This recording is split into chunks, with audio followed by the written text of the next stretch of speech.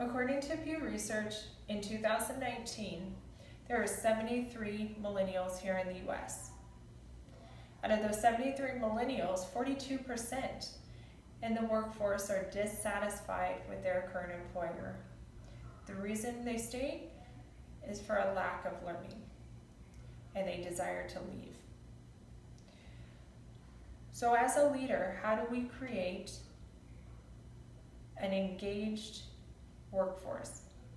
How do we create a workforce that's loyal to the organization? Could it be true that we place high value on relationships in places where we feel valued the most? Keys to serving leadership are building an empowerment with others and building a supportive environment. So good evening, everybody. I'm Rhiannon Brown, and I'll be talking us through how servant leadership is good for you, good for your employees, and good for the organization.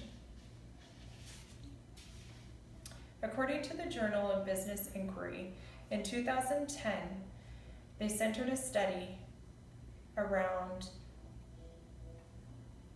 management characteristics and organizational culture.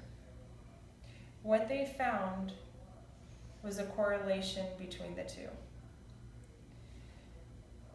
The managements of these top performing companies tended to be mission focused, which drove a culture of value. They tend to be creative, which drove a culture of innovation. They tend to be responsive, which drove a culture of flexibility. They tended to be committed to internal and external service, which drove a respect for employees. They also had a culture of celebration of diversity. What is the fundamental connection here? The results focused on purpose. The management was focused on purpose, which can also be related to goals. Servant leadership focuses on others versus selfish ambition while making goals happen. Thus, in turn, creates a positive work environment and a healthy environment for your employees. So first, we'll talk about negative leadership. We'll next discuss what servant leadership traits are and the positive outcomes, and finally, how to initiate.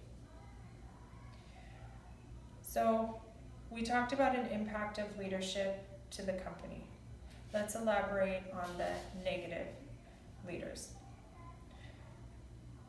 Negative leaders vary in style. You have two extremes, a tyrant all the way to somebody that's not engaged.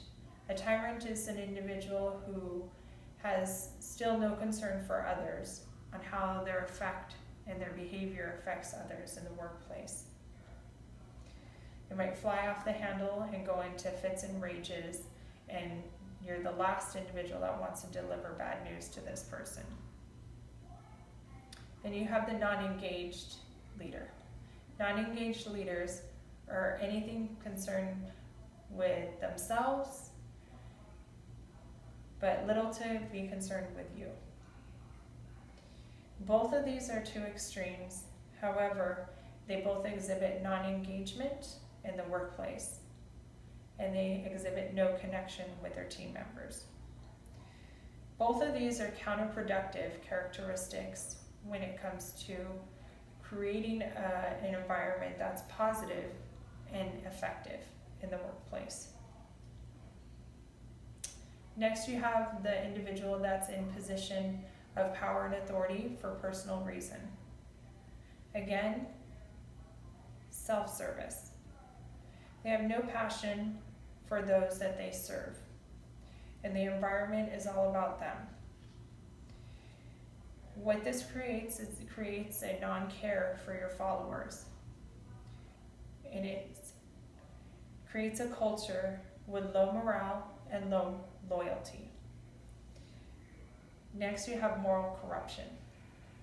Moral corruption breeds unethical behavior. It's focused on the bottom line versus people. This is very relevant in large corporations.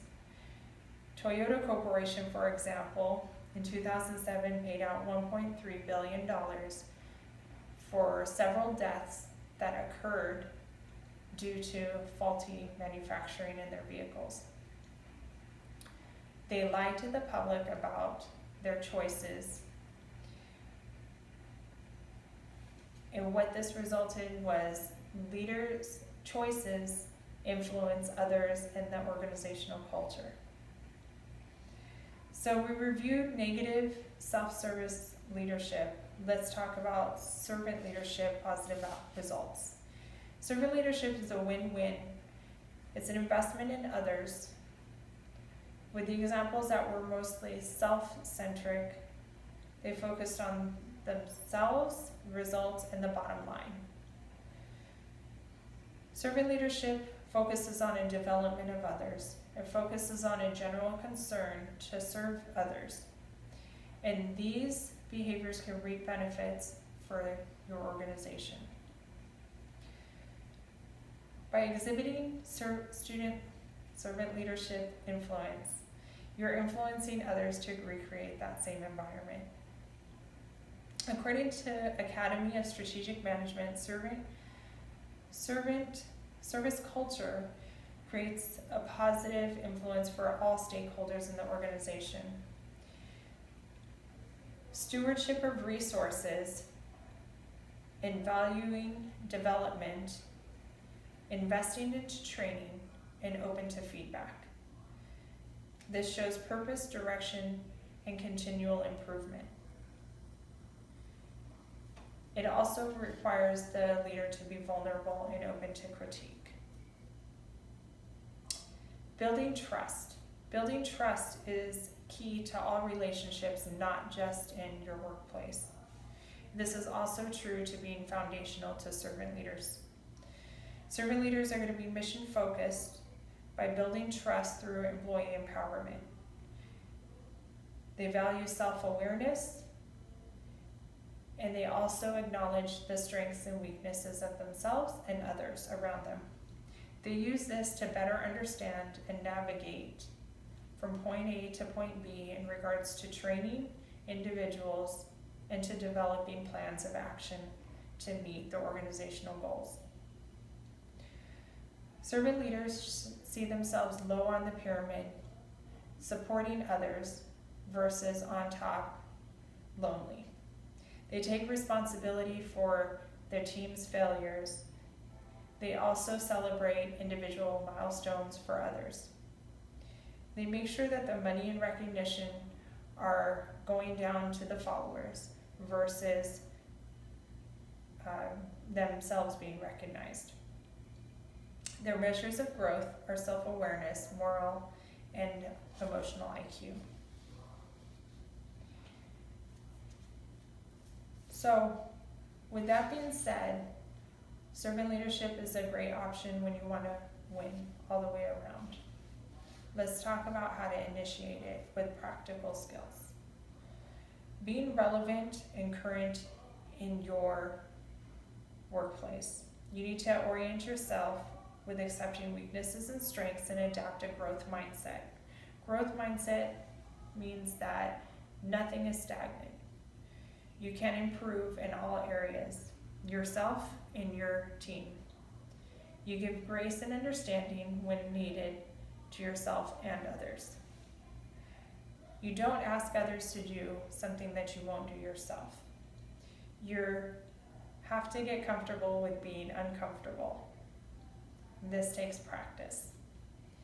You use creativity in problem solving and understanding that there's many solutions and many variables to all problems. You're not afraid to tackle the problems instead of barking about them. You take on the tasks that others won't do. You're ready to jump in and immerse yourself and assist. By doing this, you're motivating others on your team when they see you rolling up your sleeves and getting in and working alongside. So we reviewed initiating servant leadership. And we've summed it up with how it's a win-win. We talked about bad leaders and the outcomes. We talked about positive leaders and those traits and those positive outcomes in order to initiate. So for the last few minutes, if you've reflected on your influence on others, and now with an understanding of servant leadership, positive outcomes, and how your behavior impacts others. With all things considered,